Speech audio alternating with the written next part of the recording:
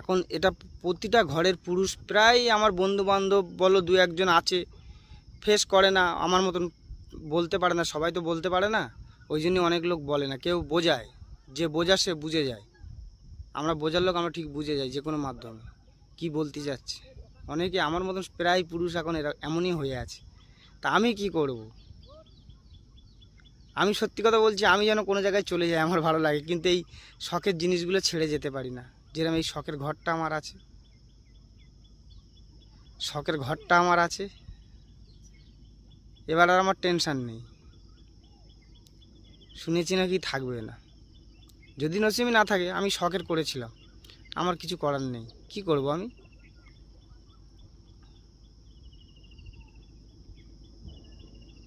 তার জন্য তো নিজের যে যতটুকু আছে ততটুকু আঁকড়িয়ে ধরে রাখতে হবে। ওই ঘরটা যতদিন আছে আমি আছি ততদিন। সত্যি বিশেষ করো,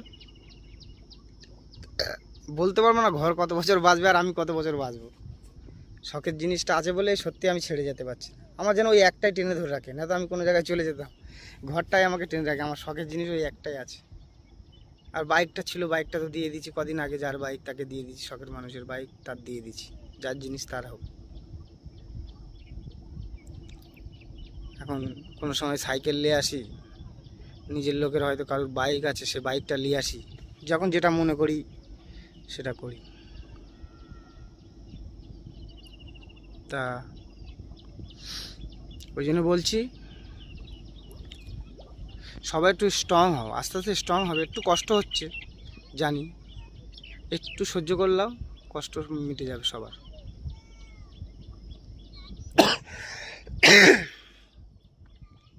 আমার অনেকে বন্ধুবান্ধব আমার দিকে হাসো, তা আমি চিন্তা করি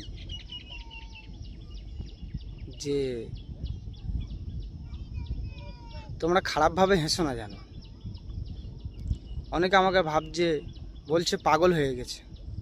সত্যি কি আমি পাগল? সামনে বলছে না, ইঙ্গিতে বোঝাচ্ছে। তা সত্যি কি আমি পাগল? তো এরম পাগলই আমি থাকতে চাই, এমন পাগলই আমি থাকতে চাই। কিছু করার নেই, আমাকে আমার নিজের লোকেরাই বানিয়েছে।